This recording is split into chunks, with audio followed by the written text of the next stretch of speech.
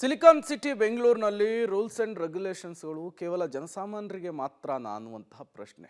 ಇದು ಬಿಬಿಎಂಪಿಗೆ ಜಲಮಂಡಳಿಗೆ ಅಪ್ಲೈ ಆಗಲ್ವಾ ಅನ್ನುವಂತಹ ಪ್ರಶ್ನೆ.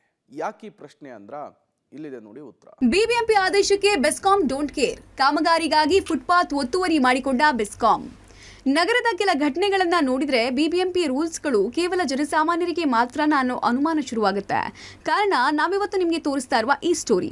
ಕಳೆದ ಅನೇಕ ದಿನಗಳ ಹಿಂದೆನೆ ನಗರದಲ್ಲಿ ಫುಟ್ಪಾತ್ಗಳ ಅತಿಕ್ರಮಣ ಮಾಡಿ ಕಾಮಗಾರಿಗಳನ್ನ ನಡೆಸದಂತೆ ಬಿಬಿಎಂಪಿ ಆದೇಶ ಮಾಡಿತ್ತು.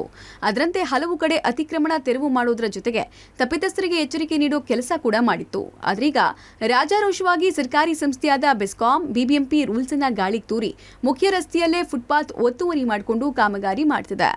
ನಗರದ ವೆಸ್ಟ್ ಆಫ್ ಕಾಟ್ ರೋಡ್ ರಸ್ತೆಯ ವಾರಿಯರ್ ಬೇಕರಿ ಸಿಗ್ನಲ್ ಬಳಿ ನೂತನವಾಗಿ ನಿರ್ಮಾಣ ಆಗ್ತಾ ಇರುವ ವಿದ್ಯುತ್ ಸರಬರಾಜು ಸ್ಟೇಷನ್ ಕಾಮಗಾರಿಯ ಪದಾರ್ಥಗಳನ್ನು ಫುಟ್ಪಾತ್ ಮೇಲೆ ಹಾಕುವ ಮೂಲಕ ಸಾರ್ವಜನಿಕರಿಗೂ ಓಡಾಟಕ್ಕೆ ಜಾಗ ಇಲ್ಲದಂತೆ ಮಾಡಿದೆ. ಇದರಿಂದ ಫುಟ್ಪಾತ್ ಬಳಕೆ ಮಾಡೋಕ್ಕಾಗದೆ ಜನ ರಸ್ತೆಯಲ್ಲೇ ಓಡಾಟ ಮಾಡುವ ಸ್ಥಿತಿ ನಿರ್ಮಾಣ ಆಗಿದೆ.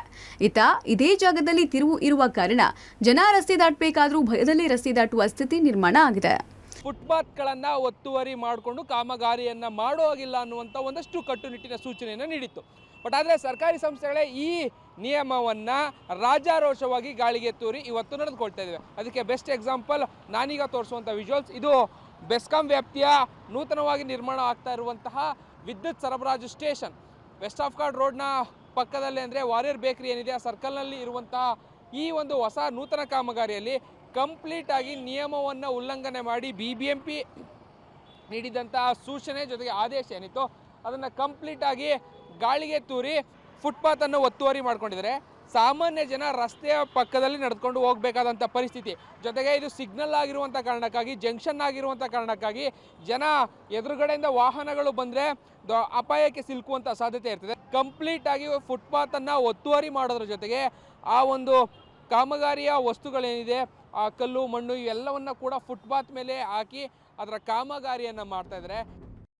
ಸಾಮಾನ್ಯ ಜನ ಬಡ ವ್ಯಾಪಾರಿಗಳನ್ನ ಫುಟ್ಪಾತ್ ಮೇಲಿಂದ ವೇಗವಾಗಿ ತೆರವು ಮಾಡೋ ಬಿಬಿಎಂಪಿ ಅಧಿಕಾರಿಗಳು ಈಗ ಸರ್ಕಾರಿ ಸಂಸ್ಥೆಯೇ ಮಾಡಿರುವ ನಿಯಮ ಉಲ್ಲಂಘನೆ ವಿಚಾರವಾಗಿ ಯಾರ ವಿರುದ್ಧ ಕ್ರಮ ಕೈಗೊಳ್ಳುತ್ತಾರೆ ಅನ್ನೋದೇ ಸದ್ಯಕ್ಕಿರುವ ಪ್ರಶ್ನೆ. ಇದರ ಜೊತೆಗೆ ಆದಷ್ಟು ಬೇಗ ಈ ಒತ್ತುವರಿಯನ್ನ ತೆರವು ಮಾಡಿ ಪಾದಚಾರಿಗಳಿಗೆ ಫುಟ್ಪಾತ್ ಮೇಲೆ ಸಂಚಾರ ಮುಕ್ತ ಮಾಡ್ತಾರ ಅನ್ನೋದನ್ನ ಕಾದು ನೋಡಬೇಕಾಗಿದೆ. Raghu Mariswamy, metro bureau, public TV, Bengaluru.